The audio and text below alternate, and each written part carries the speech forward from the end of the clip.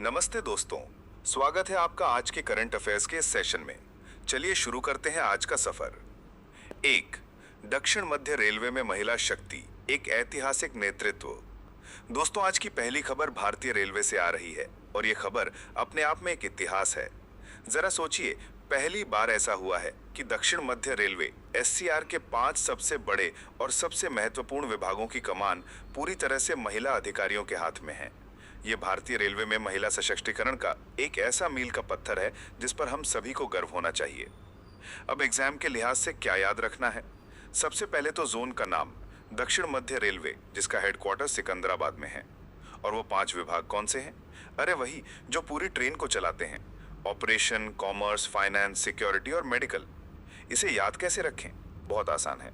बस एक ट्रेन की कल्पना कीजिए जिसका इंजन यानी ऑपरेशन, टिकट घर यानी कॉमर्स, तिजोरी यानी फाइनेंस, गार्ड का डब्बा यानी सिक्योरिटी और फर्स्ट एड बॉक्स यानी मेडिकल, इन सभी का कंट्रोल महिला अधिकारियों के हाथ में है। लेकिन यहाँ एक छोटा सा एग्जाम ट्रैप है जिसमें आपको फंसना नहीं है। सवाल में आपको कंफ्यूज करने के लिए भारतीय रेलवे लिखा जा सकता है, लेकिन याद रखिएगा, ये शानदार उपलब्धि पूरे भारतीय रेलवे की नहीं बल्कि विशेष रूप से एक जोन एससीआर की है। 2, आदि कर्मयोगी अभियान, जनजातीय नेतृत्व को सशक्त बनाना। चलिए, महिला शक्ति की इस शानदार कहानी के बाद अब हम रुख करते हैं हमारे जनजातीय भाई बहनों की ओर, जिनके सशक्तिकरण के लिए सरकार ने एक बहुत बड़ा कदम उठाया है। खबर यह है कि जनजातीय कार्य मंत्रालय ने आदि कर्मयोगी अभियान का शुभारंभ किया है।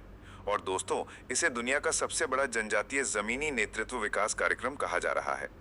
इसका सीधा सा मकसद है जनजातीय समुदायों में एक जिम्मेदार और अच्छा गुण शासन लाना और स्थानीय नेतृत्व को बढ़ावा देना। अब आदि कर्मयोगी का मतलब क्या है? कर्मयोगी मतलब वो जो अपने कर्म से समाज को जोड़ता है, और आदि कर्मयोगी मतलब हमारे जनजातीय समुदाय के वो लीडर्स जो अपने कर्म यानी सेवा से अपने समाज का विकास साध रहे हैं। ये अभियान पीएम जनमान जैसे बड़े मिशनों को और भी मजबूती देगा। यहाँ परीक्षा में फंसाने वाली बात क्या हो सकती है? आपको ऑप्शन में ग्रामीण विकास मंत्रालय दिया जा सकता है, लेकिन आपको याद रखना है कि ये विशेष रूप से जनजातीय कार्य मंत्रालय की पहल है। 3, संविधान 130वां संशोधन विधेयक 2025। अब एक ऐसी खबर जो हमारे देश की राजनीति और शासन प्रणाली में एक बड़ी हलचल मचा सकती है। लोकसभा में एक नया विधेयक पेश किया गया है, संविधान 130वां संशोधन विधेयक 2025। ये विधेयक कहता है कि अगर प्रधानमंत्री, कोई मुख्यमंत्री या कोई भी मंत्री किसी गंभीर आपराधिक आरोप में 30 दिन से ज्यादा जेल में बंद रहते हैं तो उन्हें अपने पद से हटना होगा। गंभीर अपराध मतलब जिसमें 5 साल से ज्यादा की सजा हो सकती है। इसे आप 30 दिन अकाउंटेबिलिटी रूल की तरह याद रख सकते हैं। लॉजिक सिंपल है, अगर देश या राज्य का कोई शीर्ष कार्यकारी 30 दिन तक अपनी ड्यूटी नहीं कर पा रहा तो शासन की निरंतरता के लिए पद खाली हो जाना चाहिए। हाँ, एक जरूरी बात यह है कि अगर वो रिहा हो जाते हैं तो उन्हें दोबारा नियुक्त किया जा सकता है। और सबसे बड़ा एग्जाम ट्रैप यही है। आपसे पूछा जा सकता है कि क्या ये एक स्थायी अयोग्यता है? तो जवाब है नहीं, ये पद से एक तरह का सस्पेंशन है, बर्खास्तगी नहीं। 4, इंडिया पोस्ट का डिजिटल अवतार, IT 2.0 लॉन्च। चिट्ठियां और मनी ऑर्डर वाला हमारा इंडिया पोस्ट अब पूरी तरह से डिजिटल अवतार ले रहा है, और वो भी एक नए अंदाज में।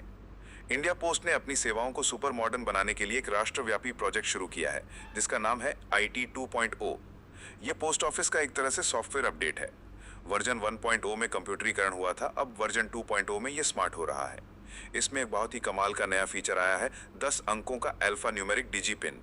जी हाँ, अब पते के लिए एक यूनिक डिजिटल कोड होगा, और गर्व की बात यह है कि इसे पूरी तरह से भारत में ही centre for excellence in postal technology ने विकसित किया है।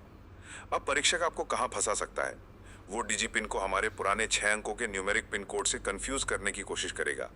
याद रखिएगा, डिजी पिन 10 अंकों का अल्फा न्यूमेरिक है। 5, भारत की कृषि विरासत, GIAH साइट्स। चलिए, अब आपको भारत की कृषि विरासत की एक शानदार सैर पर ले चलते हैं। क्या आप जानते हैं कि संयुक्त राष्ट्र की संस्था FAO दुनिया भर में खेती की उन अनूठी प्रणालियों को मान्यता देती है जो हमारी विरासत हैं? इन्हें GIAH यानी विश्व के महत्वपूर्ण कृषि विरासत प्रणाली कहा जाता है। और गर्व की बात यह है कि भारत में ऐसी 3 साइट्स हैं। कौन कौन सी? चलिए, भारत के नक्शे पर चलते हैं। सबसे ऊपर कश्मीर में केसर की खेती, पूर्व में उड़ीसा के कोरापुट में आदिवासियों द्वारा की जाने वाली पारंपरिक धान की खेती, और दक्षिण में केरल का कुट्टानाड, जहां समुद्र तल से नीचे खेती की जाती है। एग्जाम ट्रैप ये हो सकता है कि प्रश्न में कोई चौथी साइट का नाम देकर पूछा जा सकता है कि इनमें से कौन सी GIAH साइट नहीं है, तो आपको ये तीनों नाम अच्छे से याद रखने हैं। 6, एआई जनित एंटीबायोटिक्स, सुपर बग्स के खिलाफ नई उम्मीद। विज्ञान और प्रौद्योगिकी की दुनिया से एक ऐसी खबर आ रही है जो मेडिकल साइंस में क्रांति ला सकती है। दोस्तों, हम सभी सुपर बग्स के बारे में जानते हैं, वो बैक्टीरिया जिन पर एंटीबायोटिक्स का असर खत्म हो जाता है। ये एक बहुत बड़ा खतरा है, लेकिन अब एमआईटी के वैज्ञानिकों ने आर्टिफिशियल इंटेलिजेंस का उपयोग करके दो नई और शक्तिशाली एंटीबायोटिक्स की खोज की है। एआई को आप एक सुपर स्मार्ट केमिस्ट समझिए, जो लाखों करोड़ों दवा के कॉम्बिनेशन को इंसानों से अरबों गुना तेजी से जांच सकता है। और इसी एआई ने ऐसी दवाएं खोज निकाली हैं जो ड्रग रेजिस्टेंट गोनोरिया और एमआरएसए जैसे खतरनाक बैक्टीरिया से लड़ सकती हैं। लेकिन यहाँ एक चेतावनी है, और यही आपका एग्जाम ट्रैप है। प्रश्न में यह दावा किया जा सकता है कि ये दवाएं बाजार में आ गई हैं या मानव उपयोग के लिए स्वीकृत हो गई हैं। ये बिल्कुल गलत है। ये अभी प्री क्लिनिकल स्टेज में है, यानी मानव ट्रायल अभी बाकी हैं। 7. पूर्व ट्विटर सीईओ पराग अग्रवाल का नया एआई स्टार्टअप। टेक्नोलॉजी की दुनिया से एक और बड़ी खबर। ट्विटर का नाम तो अब एक्स हो गया है, लेकिन उसके पुराने भारतीय सीईओ पराग अग्रवाल एक नया धमाका करने जा रहे हैं। उन्होंने पैरेलल वेब सिस्टम्स नाम से एक नया एआई स्टार्टअप लॉन्च किया है। इसके नाम को समझिए, पैरेलल वेब यानी समानांतर वेब। ये वर्तमान इंटरनेट के साथ साथ एक ज्यादा बुद्धिमान वेब बनाने की कोशिश कर रहा है। एग्जाम के लिए जरूरी फैक्ट्स क्या हैं? स्टार्टअप का नाम पैरेलल वेब सिस्टम्स, संस्थापक पराग अग्रवाल। और हाँ, परीक्षा में फंसाने वाला सवाल ये हो सकता है कि ये स्टार्टअप कहाँ स्थित है। तो याद रखिएगा, ये भारत में नहीं बल्कि अमेरिका के पालो अल्टो में स्थित है।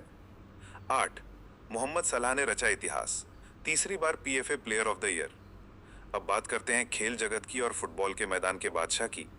लिवरपूल के स्टार फुटबॉलर मोहम्मद सलाह ने PFA player of the year 2025 का अवार्ड जीतकर इतिहास रच दिया है। इतिहास इसलिए क्योंकि वो ये प्रतिष्ठित अवार्ड 3 बार जीतने वाले पहले खिलाड़ी बन गए हैं। इसे आप उनकी जीत की तिकड़ी कह सकते हैं।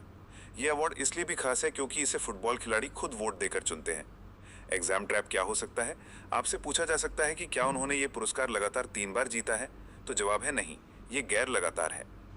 9. Asian shooting championship, Anantjeet Singh Naruka का स्वर्णिम निशाना। फुटबॉल के मैदान से अब हम चलते हैं निशानेबाजी की रेंज में, जहां एक भारतीय निशानेबाज ने देश का नाम रोशन किया है। कजाकिस्तान के शिमकंद में आयोजित एशियन शूटिंग चैंपियनशिप 2025 में भारत के अनंतरजीत सिंह नरूका ने पुरुष कीट प्रतिस्पर्धा में स्वर्ण पदक पर निशाना साधा है। ये इस चैंपियनशिप में उनका पहला व्यक्तिगत स्वर्ण पदक है, जो इस जीत को और भी खास बना देता है। उनके नाम पर गौर कीजिए, अनंतरजीत। उनकी अनंत मेहनत और जीत के संकल्प ने ही उन्हें ये गोल्ड मेडल दिलाया है। यहाँ एग्जाम ट्रैप हो सकता है स्थान को लेकर।